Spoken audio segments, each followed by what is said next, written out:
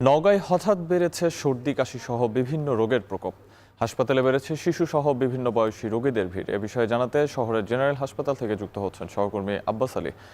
আব্বাস, হাসপাতালে চিকিৎসা সেবা কেমন চলছে, কি বলছেন রোগী এবং তাদের স্বজনরা, জানাবেন বিস্তারিত।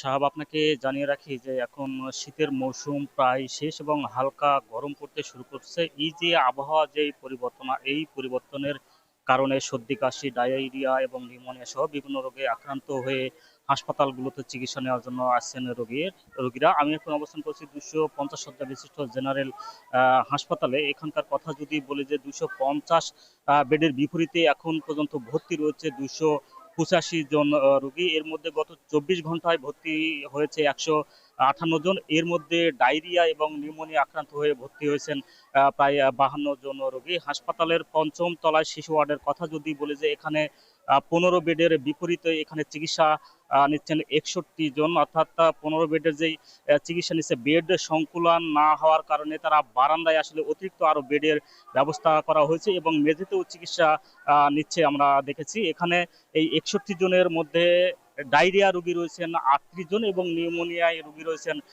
13 জন রোগী। এবং গত 24 ঘন্টার কথা যদি বলি যে এখানে 24 ঘন্টায় প্রায় 31 জন নতুন রোগী এখানে ভর্তি রয়েছে। যেহেতু আবহাওয়া পরিবর্তন হয়েছে এবং এই পরিবর্তনের কারণে বৃদ্ধ এবং বয়স্ক এবং শিশুদের সংখ্যায় বেশি আমরা দেখেছি।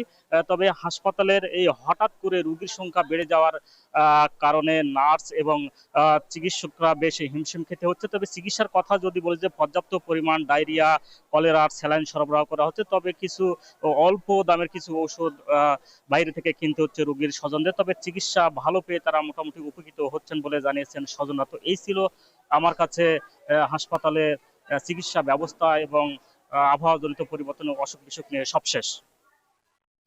নওগাঁ জেনারেল হাসপাতাল থেকে আমাদের সঙ্গে যুক্ত ছিলেন আব্বাস আলী।